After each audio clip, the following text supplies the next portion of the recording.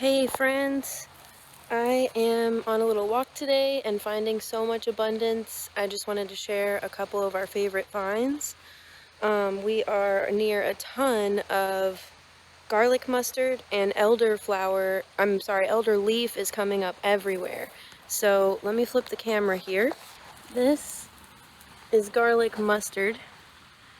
And you can see it's kind of got these little ridges around the leaves. It does get little tiny white flowers at the top. Really nice soft green. It grows pretty abundantly. It is absolutely all over this little patch that we're in. As it gets older, in my experience, it gets a little bit less bitter. So at this stage, we will blanch it to get a little bit of the bitterness out. The little white flowers on the top has to be my favorite part. It has like a garlicky horseradish flavor. It's a really nice little peppery garlic bite. Also, the root can be used in place of horseradish. It's got a similar garlicky horseradish flavor. Really nice thing to do is to harvest it fresh and throw it in vinegar, because then you can easily preserve that flavor. So I don't think that garlic mustard has much going on as far as medicinal properties, but it is a prized edible. You really don't have to work hard to bring flavor from it, and it's very abundant. Another thing we have going on is all over here is elder leaf popping up. It is clearly going to be a really good year for elder. This plant has been speaking to me a lot so far this season about its abundance and wanting to be used right now. Most of you have probably heard at this point that the leaves in particular have been known to have antiviral properties. They're being recommended in Stephen Bunner's antiviral protocol, and they share a lot of the same components as the berries and the flowers. So he's recommending a decoction. I'm doing a little bit of both. We're drying some leaves for teas. If we were to get really sick at this time, I would probably make a tea of boneset and elder to fight fever and to help with my immunity. Pretty special seeing it so abundant during this time. So it's got a pretty special way of growing. You can see the brand new leaves popping up from the middle, and you see it go 2, 2, 2, 2. So when I'm harvesting, I avoid the new growth in the middle, and I'll just pluck the leaves coming out of the side down in the very bottoms. And with it growing this abundantly, you should be able to harvest just a couple leaves from each plant and really encourage it to continue growing this year. Alright, I'll let you know when we find more. I am out in the yard today harvesting mostly some violet flower, but I have been wanting to do a video about specifically violet and chickweed, because both of them, growing right next to each other all spring long, share a lot in common, and it's a lot of what we need right now. So first I'm going to show you all some violet and some chickweed. We've gone over both of these in previous videos before, but maybe not as much as we're going to now. So I've got a bowl here of my violets that we've been collecting. We harvest the entire aerial part, so the leaves and the flowers. And violets will stick around for quite a while too, and you really want to continue using the leaves even after the flowers are gone, until they get a little too fibrous, which is not necessarily a medicinal preference, but more of an edibility and flavor preference. So you'll start to notice after spring, when a lot of these yummy spring edibles start to go away, violet stays around and its leaves get a little stronger to help it stick through those hotter days. And it's just not quite as tasty then. To identify violet is quite easy. I'm gonna just lay down here to make sure you can see it. Let's see. Can you see me here? Yeah. So they've got these really nice classic heart-shaped leaves with ridges around the sides. I've heard people compare them to the shape of wild ginger and of gotu kola. But wild ginger is not pretty much never going to be growing in an open, sunny area like this. It's typically going to be in a shaded area with lots of water, and Gotu Kola does not grow wild here at all. And then it's got these sweet little purple flowers here. I'll show you an example of an opened one. So precious. Love these guys. And our chickweed here has gone to seed already, which, you know, doesn't make a huge difference. We have already harvested what we needed before it went to seed for medicine, but we will continue eating it, infusing it into vinegars, stocks and soups, pestos and salads, even past its time of seeding. I'll do a little diagram soon with you all just to create a visual of when to know the strongest times to harvest a plant, what it means when it has gone to seed and all that. But essentially, whichever part of a plant it's working on, for example, in the spring when it's working on pushing out the sprout, then it shoots that stalk up, then that little bud, then the flower, then the seed drops, then the roots go dormant and aerial parts leave. Essentially, whichever part of that process they are focusing on is where most of the medicine of that plant is going to be working so hard with all of its might to get that process going. So it's not necessarily that once a plant has gone to seed, it's not quite as strong. It's just that the seeds at that point are going to be a stronger option than just the leaves. So that said, without further ado, I will show you seeded chickweed. This is all chickweed here. And this might be a good example, clearer example of what it looked like before it went to seed.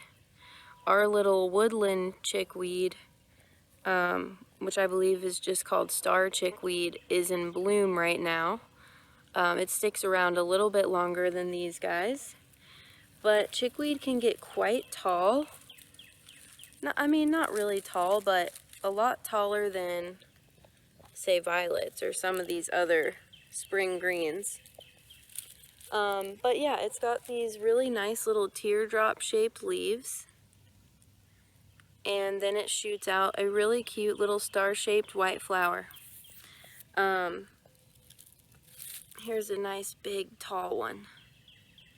And you can see right where those leaves, the stem pierces right through there before it splits. Pretty cool. So what chickweed and violet both share in common is that they both contain saponins, which are emulsifiers. They also, what is the proper word for that? They both contain fibrous or soluble fibers, which is what mucilaginous plants contain. So marshmallow root, another good example. And so what we can gather based on those facts, plants that are rich in saponins really help our body to absorb nutrients. So whenever we're eating or taking medicinally violet and chickweed, our body is going to be receiving the nutritious benefits from them and from the foods that you eat a little bit more than usual. And the mucilaginous properties, this is the main point I wanted to bring up right now. Oh, Olin, so cute. Hi, my boy. Someone is very excited. Just got distracted, sorry. Okay, so both of them, thanks to their mucilaginous properties, are incredibly soothing. They're cooling as well. Cooling, soothing, anti-inflammatory, mucilaginous herbs. So they're going to be really, really great not only for sore throats and for respiratory sinuses, but also for our GI tract. And we're beginning to learn right now that that is a huge factor with this virus, is that it's affecting our GI tract and our gut flora. intensely. Another incredible thing about both violets and chickweeds is their lymph supporting and lymph moving properties, which is another huge factor with this virus. So encouraging detoxification of the lymphatic system and those soluble fibers creating the mucilage in the body is going to be so incredibly beneficial right now for just keeping everything moving, happy, healthy, active. Really perfect yard herbs for this time right now. Also, with both of them being cooling and anti-inflammatory, this is a little harder to find than hot anti-inflammatory herbs. For example, the first thing that a lot of people think of when I say, what's an herb you think of for inflammation? I typically hear curcumin, I never know if I say that right, turmeric, black pepper, you know, all these really hot things. And that's going to be great for certain things. But a lot of times, especially when there's coughing involved, when there's an excessive amount of anything, you're creating heat and agitating the tissues. So using hot, stimulating herbs is not going to be preferred. What we want is cooling, moist, wet, mucilaginous, and soothing herbs like chickweed and violet. So these are incredible herbs right now. I really cannot express that enough. And some ways that you can use them at home that we are using them. I see a lot of people make a violet syrup, and every time I see it, I'm jealous of it because it's this beautiful purple color. But it takes the three of us hours to collect the amount of violets that we just did, and I typically save them for other uses. I use violets topically most, actually, but given the circumstances right now, I'm going to be using them a lot more internally. And to go over the topical benefits of both of those herbs, actually, stemming from the same reasons, they are going to be, oh goodness, goat chaos. They are going to be really nice, cooling, soothing, anti-inflammatory herbs topically as well. So some things that they're incredible for, we make a salve called the Cooling Pine Tallow Balm, and that salve started out as just a violet salve. Now it's got pine sap in there as well. And that's really our go-to salve for everything. Baby butts, rashes, cracked skin, eczema, psoriasis. Psoriasis is the first thing that I made it for. And after the person I was making it for reported back very happy, I continued on, and it's become one of our favorite salves forever. So, wounds, it is gentle enough for wounds because it is cooling. It's got really nice wound healing properties. Both of them do, actually, for that reason. Again, because they're going to be emulsifying. That's a really nice property to have when we have bleeding and an open wound, where we don't necessarily want to stop the blood, right? That's not always the goal. If that was the goal, then some herbs, you know, like yarrow, there's just some better options there for that. I think there's even a yard herb right now out that would be wonderful for that. So really nice wound healers, but specifically they're incredible for psoriasis and eczema because rashes in general are typically going to be inflamed, red, irritated, hot. So having something very cooling and soothing that's also a vulnerary is really nice. Oh my gosh, the goats are going crazy. Headbutt City. I can just hear their little noggins and it stresses me out sometimes. Okay, preparations. Salve, of course, would be wonderful. Violet is really, really nice for actually both of them. I keep saying one of them, but both of them have very similar properties. Violet and chickweed are both in our cyst and lymph formula, our glandular formula, because not only are they incredible lymphatic movers and supporters, but they also help to soften and dissolve fibrous tissues. So they're going to be wonderful for cysts and fibrosities, scar tissue, really nice for just helping to loosen up, dissolve those thicker tissues, and mucus. That's another thing that makes them wonderful for right now is they're wet, so they're not necessarily going to dry up mucus, but that's not what we want necessarily with this virus either. We want to get that mucus out. So having something that helps to thin the mucus is really important. So again, I cannot suggest them enough for right now. But what I was talking about specifically was cysts and fibroids. So topically, wonderful, wonderful for a castor pack situation. You know, we have learned over time that applying these herbs and even plain castor oil topically for cysts and fibroids is incredibly effective. So, you know, if you take these herbs and infuse them into castor oil or any oil, but castor oil is really nice and thick and helps get really deep in there under the surface. What in the world? Sorry, got a piece of metal on me. It's going to be incredible for that. So it's in our topical lymphatic and cyst oil. It's in our internal glandular tincture. I really want to make a tea with it if we can harvest enough of them this year.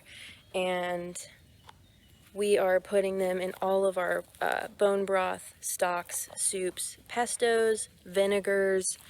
You could make honey. A lot of people candy violets if you have children and you want to get them to eat them. These would be incredible as marshmallows because they have that same thing in common with the marshmallow root, where they've got those soluble fibers and that mucilage. So they would be a really nice medicinal marshmallow preparation. And yeah, of course you could always do a syrup. Keep in mind that the violet flowers are going to have the most soft, lighter taste for sweets and syrups and things, whereas the chickweed and the violet leaves are going to be more on the savory side for pestos and stocks and vinegars and whatnot. That's not to say that one or the other wouldn't be good in the other one. It's just if you're looking for a sweet flavor versus a savory flavor. So that's my bit on violet and chickweed.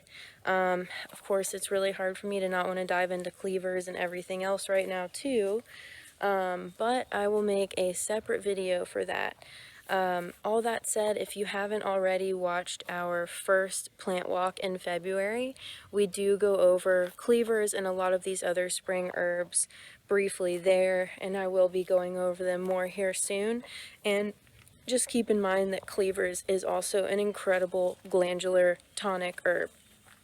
Oh, on the topic of tonic herbs, all three of those herbs, since they are tonic herbs, dosage is not something that needs to be worried about strictly.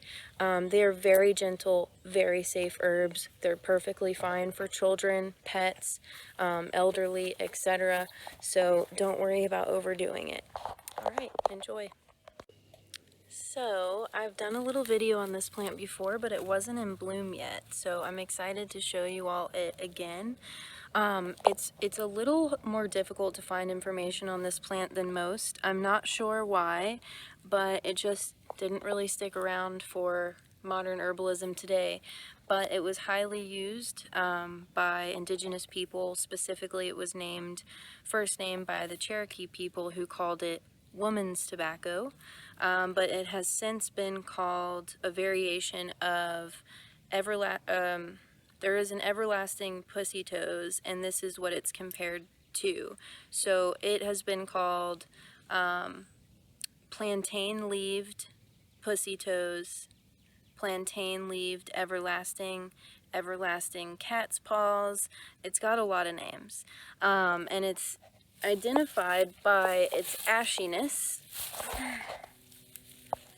I don't feel like this is as common as a color, but you can see it's little white poof flowers that are very soft, and then it's got these, the leaves are still quite small right now, but they do take on the shape of plantain, and they have the lines running down it as well.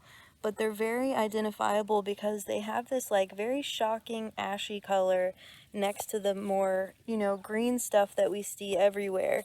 Here's another one. I'm not sure how this resolution is going to do for you guys, but very ashy all around. You can see it's got that silvery stem. So it's a little more difficult to find information on this plant because it's not as commonly used anymore. But we do know that everlasting Pussytoes is an incredible bronchial support herb. It's wonderful for bronchial inflammation. It's wonderful for, and this one as well, specifically pectoral pain from excess coughing. It has been said to be an expectorant herb. I think it's got similar properties as mountain mint. And I haven't been able to find much information on if that could potentially be or have anything to do with the fact that both of these plants have that beautiful ashy sheen. They are that same striking color that if you're looking out at a field of grass or greenery, you spot them out instantly. And both of them have that sort of quality like mountain mint is compared to horehound, and horehound is minty, so it might be called more cooling, but we also know that minty plants are pretty bitter and it can make them a little more stimulating and warming too. So I would call this a pretty neutral herb. It's not overly cooling or moistening. It's definitely not necessarily drying or stimulating. So it's a pretty good overall bronchial tonic. And that's what we need right now. So if there's some growing by you, I would recommend using this herb. We have used it for quite a while. I've always been really drawn to it, so as soon as we found it on the property, we started harvesting it. And we harvest the leaves mostly because the season where that stem that you all saw with the flowers is up is not very long, but the leaves are around for a lot longer than that. I will use the flowers and the stems since they're out right now, but you can absolutely continue harvesting the leaves when they first show up, which I believe my video in February, or one of them, I showed you all what the leaves looked like. So, just a nice little bronchial herb we've got here. And if you live somewhere where everlasting Pussytoes grows, more than likely you don't have this growing, and that's fine, because if I had a choice, I would probably go with everlasting Pussytoes. And maybe that's biased because we just have a little bit more information about that one. But, you know, we like to use what we've got, so I'm going to collect these little bits of leaves here. And you can see on the back of them just how silvery they are. I really wish this was showing up better. There we go. Very white, ashy, and silvery. Very cool plant. It's almost got like a nice ghostly spirit about it, especially with these little antennas that poke up. So good luck looking it up, since it goes by so many names and it is quite difficult to find information on. I actually know most of what I know about it from a Cherokee book that I got at a yard sale auction thing a couple years ago that has been really nice, because it's not the book is not focused on herbs or even herbal remedies, but herbs and herbal remedies were a part of their everyday life, so they come up quite a bit. It's pretty awesome. See ya. I am really excited about two plants that I just found that I would love to teach you about.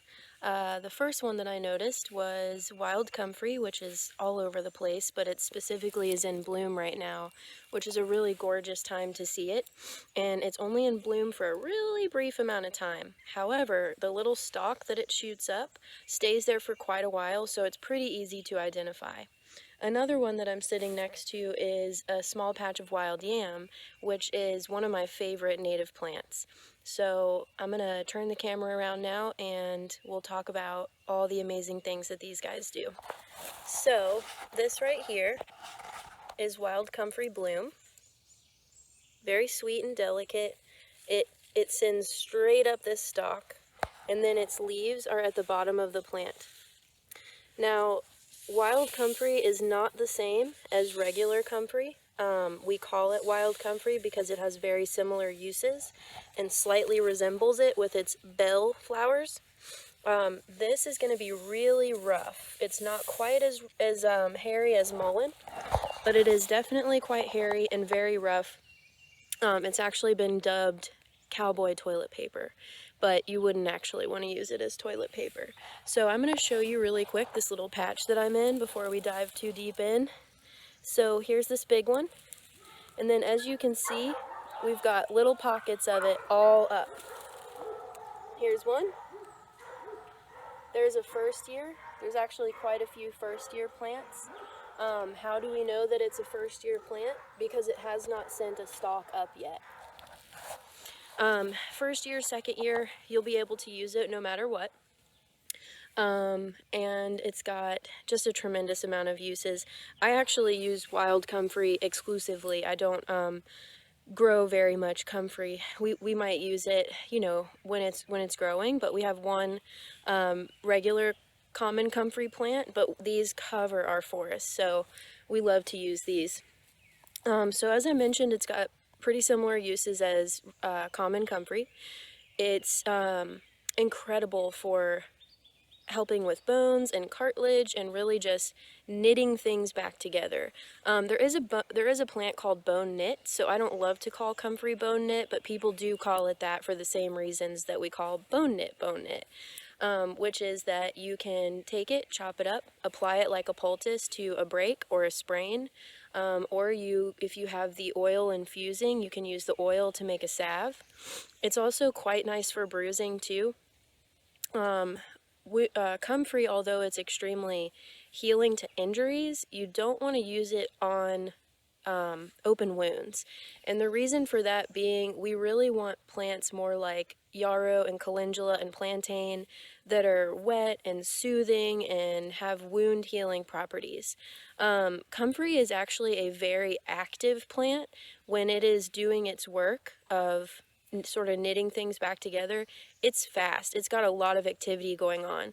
And if you have an open wound, you don't necessarily want that wound to close up instantly because it's got to go through its healing process. You want to keep open wounds clean, allow them to scab over and do their thing. And comfrey is just a little too quick. It could be potentially agitating to the wound. So comfrey is really good at its job, and that is very specific to bone and cartilage injuries. So I'm going to show you now wild yam, and I'm so excited because the more I sit here, the more I see it's just everywhere. So I'll show you this one first. It's got a really neat shape. You see how the flowers are all round, and they're all coming out of this one stalk here. It's pretty incredible. This is a very, very special plant. Now, the part of wild yam that you want to use is the root. It's got a very tender, fragile stalk, so if you find a patch of wild yam that you're going after for the roots, you're going to want to make sure you have a shovel and that you're not pulling or tugging. You also want to make sure you have a shovel because this is a fragile native plant, so you don't want to take all of it. I've actually got a full video on my Instagram highlights of me digging up wild yam and showing how you can dig up wild yam, take from the roots, and replant it so it continues to grow. And so that's something you really want to learn how to do when harvesting these fragile roots. Whereas on the other hand, we have things like burdock and yellow dock that have huge roots and they're super abundant. So you can really just dig out that whole thing. But these are very fragile. We want to take a limited amount from each plant, and we certainly don't want to dig up every plant in an area. So what's cool about wild yam is that it actually is going to continue growing like a vine. A lot of people mistake it for potato vine, but as we looked at in the last plant, this growing style is extremely specific to wild yam. So even though it's vining, as you can see, it's doing that thing all the way up, where it's separating each leaf. It's a really neat looking plant to see in the wild. So that's a super exclusive to wild yam, super good way to identify it. I hope that you can really see that in this video. I can't quite tell. So here's the tippy top of it. It's vining out. So this is a great example for you to see one right in the beginning, and then also how it vines out. And there's a few more here. There's some little tiny ones with a bigger one right behind it. Again, I'm really not sure how well you all can see with my camera flipped, but hopefully you'll take a peek at that Instagram video too. This is just a really neat, beautiful plant. I absolutely love wild yam, and it's another one that we use quite a bit. Wild yam is pretty specific to any sort of hormonal issues that arise with people who are assigned female at birth, people who have uteruses, people who have female organs. So it actually helps in more way than one too. So we can use wild yam both internally and externally, which is something else that's really special about it. We tincture it, and it's in our moon cycle sync tincture, and it's in our pause tincture. So that's going to be moon cycle sync is for people who are estrogen high, typically people between the ages of 15 and 50. Who have not yet gone into perimenopause or menopause. And then our pause tincture is for people experiencing perimenopause and menopause. So it's actually really incredible for estrogen dominance and estrogen low because it's a regulator. So it's used a lot in estrogen therapy, and it's actually used topically for the same thing. So there are some plants that are very specifically really great to receive their benefits through the skin and into the bloodstream.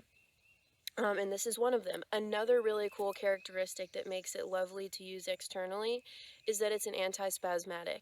And I will actually use wild yam for its antispasmodic properties on people without uteruses as well. It's not going to throw off your estrogen levels. It is simply going to regulate. So if you are someone who does not have a uterus and you're worried about it increasing your estrogen levels, you do not have to worry about that. So you can use wild yam topically. It's in our cramp bark moon butter salve, and that is typically made for people experiencing abdominal cramping. But if there are some types of nerve pain that cause spasms, and I will actually give that salve to people who have spasm pain over our muscle rub. So it's a really nice, powerful antispasmodic. And so is blue cohosh actually, and I typically pair those together for external uses. So I think that's going to be it for now, and if I happen to see anything else I want to show you all, I will. I am going to go ahead and show you these other two beautiful wild yam plants. We've got this one here that's a little bit bigger, and this one here that's even bigger. Really excited to have stumbled upon this patch today. Hope you enjoyed.